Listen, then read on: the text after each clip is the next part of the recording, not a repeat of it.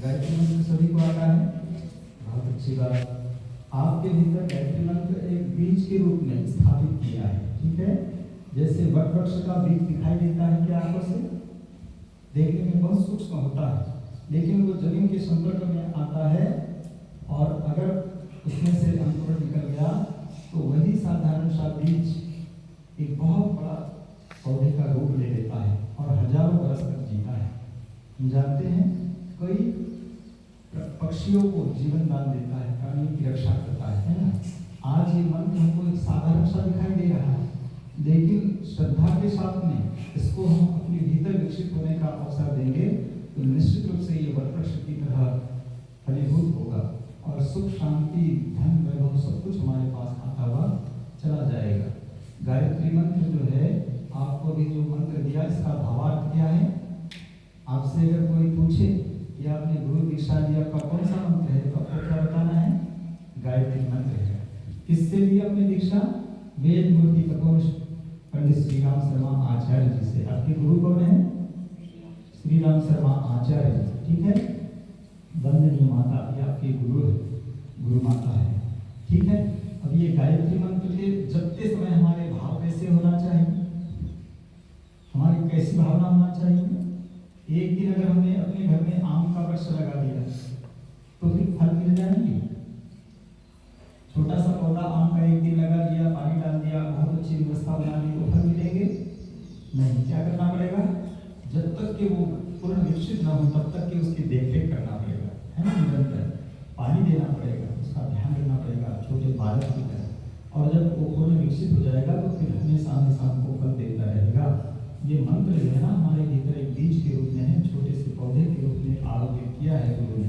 अब हमको क्या करना है, इसकी देखरेख करना है, कैसे इसको विकसित करना है। तो निरंतर हम अपने घर में, आप सब लोग विद्यार्थी जीवन है आपका, कोई बात नहीं, लेकिन फिर भी अगर आप चाहें तो आप कम से कम 108 बार गायत्री मंत्र प्रतिदिन बोल सकते हैं।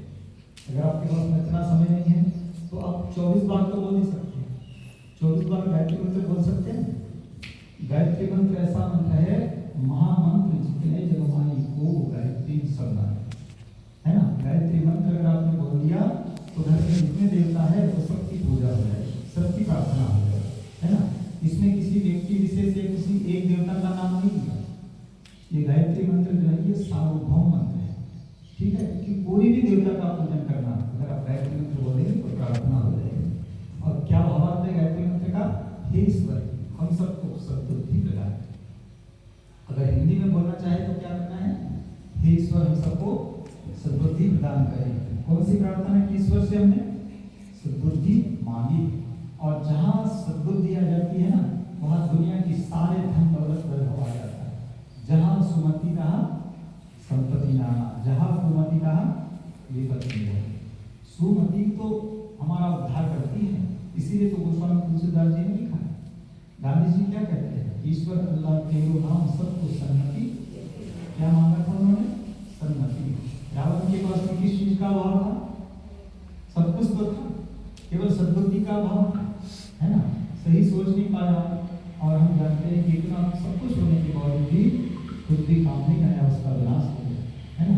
इसीलिए हम किसकी शरण में जाए, सद्बुद्धि की शरण में जाए, तो निश्चित रूप से हमारा उद्धार होगा। और गायत्री मंत्र का जप करते समय हम सद्बुद्धि की प्रार्थना करें। क्या कहा गया है गायत्री मंत्र में, सबसे पहले ओम। ओम निराकार परब्रह्म का स्वरूप है। किसका स्वरूप है ओम, भगवान किसी वस्तु या चित्र में तक सीमित नहीं है कि हमने ये चित्र रख दिया तो भगवान यहीं तक सीमित है, बिल्कुल नहीं। भगवान कण कण में है इस ब्रह्मांड में, और उसको क्या नाम दिया है, परमात्मा का क्या नाम है, ओम, जो निराकार है, ठीक है। उस परमात्मा का हम ध्यान करें। और क्या करें उससे, कहा रहता है वो परमात्मा निराकार, वो तीनों लोक में रहता है। कौन कौन से, इस धरती पर, आकाश में और पाताल में। तो 3 आहुतियां दी गायत्री मंत्र में। सबसे पहले भूर्भुवः स्वः, ये 3 आहुतियां, उसके पश्चात फिर गायत्री मंत्र की प्रार्थना प्रारंभ होती है। तत्सवितुर्वरेण्यं भर्गो देवस्य धीमहि धियो यो नः प्रचोदयात्, ये 3 चरण है गायत्री के। तत् का मतलब होता है उस प्राण स्वरूप। ईश्वर कैसा होता है, प्राण स्वरूप होता है। ईश्वर क्या करता है, दुखों का नाश करता है, शुभ स्वरूप होता है, श्रेष्ठ होता है, तेजस्वी होता है। ये ईश्वर की प्रेरणाएं हैं। उस प्राण स्वरूप, दुख नाशक, सुख स्वरूप, श्रेष्ठ, तेजस्वी, पाप नाशक परमात्मा को हम अपनी अंतर आत्मा में धारण करते हैं। वह परमात्मा हम सबकी बुद्धि को सन्मार्ग की ओर प्रेरित करे, ये गायत्री मंत्र का भाव है। तो निश्चित रूप से आप कितना संकल्प लेंगे ये आपके ऊपर निर्भर करता है। अपनी दाहिने हाथ की मुट्ठी ऐसी बांध करके अब संकल्प ग्रहण करना है। बिना संकल्प के आज तक किसी को भी सफलता नहीं मिली।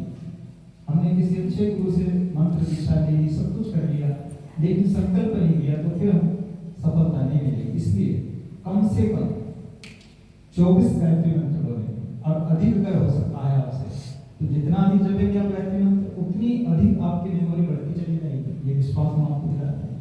बुद्धि बढ़ाने के सरल उपाय, परम गुरुदेव ने एक पुस्तक लिखी है। अगर आपको बुद्धि बढ़ाना है, अपने विवेक बढ़ाना है, अपनी याददाश्त बढ़ाना है, मेमोरी बढ़ाना है, तो वो पुस्तक को आप एक बार पढ़ लीजिए।